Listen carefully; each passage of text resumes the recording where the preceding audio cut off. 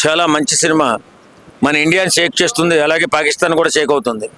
ఎందుకంటే అందులో స్టోరీలో ఉన్నటువంటి సినిమా చూసిన తర్వాత ఎక్కడైనా మన ఇండియన్స్ ఎక్కడైనా సీక్రెట్ ఏజెన్సీగా పనిచేస్తున్నారో తుళ్ళు పడుతుంది పాకిస్తాన్. ఏదేమైనా అంత ప్రభావితం చూపించి ఓ మంచి సినిమాగా నిలబడి ఓ అద్భుతమైన సినిమాగా ఇండియాకు పేరు తీసుకొచ్చినటువంటి దురంధర్ 2 సినిమా ఇంత అద్భుత విజయాన్ని సాధించడం నిజంగా చాలా సంతోషించదగ్గ విషయం. అయితే ఈ ఉస్తాద్ భగత్ సింగ్, దురంధర్ 2 రెండు ఒకే రోజున రిలీజ్ అయినాయి కదా.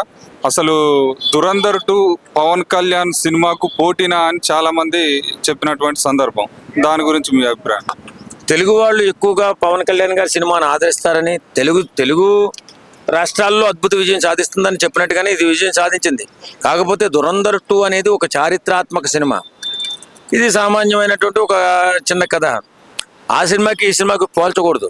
ఏదేమైనా మన పవన్ కళ్యాణ్ గారి చరిస్మాను అనుసరించి సినిమా ఇట్టి బాగానే ఆడింది.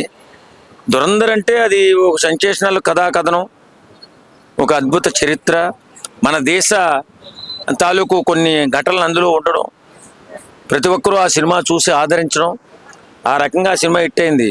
ప్రతి సినిమా అలా హిట్ అవ్వాలని రూల్ ఏం లేదు. పవన్ కళ్యాణ్ గారి స్థాయిలో పవన్ కళ్యాణ్ గారి సినిమా హిట్ అయింది. Thank you. Okay sir.